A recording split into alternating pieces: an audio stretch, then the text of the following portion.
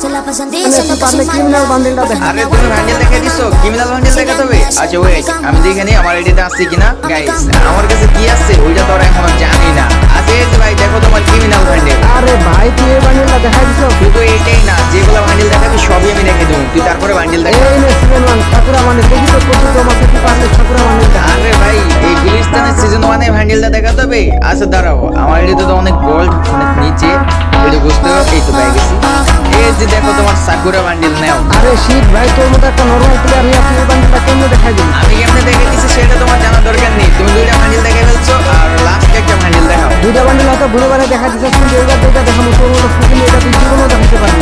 এই যে নে সিজনে অনেক পুরাতন ইলেক্ট আছে বান্ডেল, তুই যেটা জীবনে চোখে দেখাচ্ছ নাই আর দেখাইতেও পারবি না। লল ভাই সিজনে এটা আমি জীবনে চোখে দেই না, আমি দেখাতে পারবো না। আচ্ছা দেখো তো এটা কি তোমার সিজনে এটা বান্ডেলটা নাকি? আরে ধুর ভাই আমি তিনটা বান্ডেল দেখাই একটা পয়েন্ট পাইলাম না। তুমি তিনটা বান্ডেল দেখাইছো, একটা পয়েন্ট পাও নাই, তো এবার কি বান্ডেল দেখাবো? তোমাদের দিক থেকে আরেকজনের বান্ডেল দেখাও। ওয়েট এবার তাহলে আমি বান্ডেল দেখাবো। আর আমি যেসব বান্ডেল দেখাবো ওইসব বান্ডেল দেখে ভাই একটু ডিফারেন্ট বলতে। এই যে দেখ সিজন 4 এর বান্ডেল, তাহলে প্রথমে বাচ্চা তোর যদি হেরাম থাকে এগুলো এই সিজন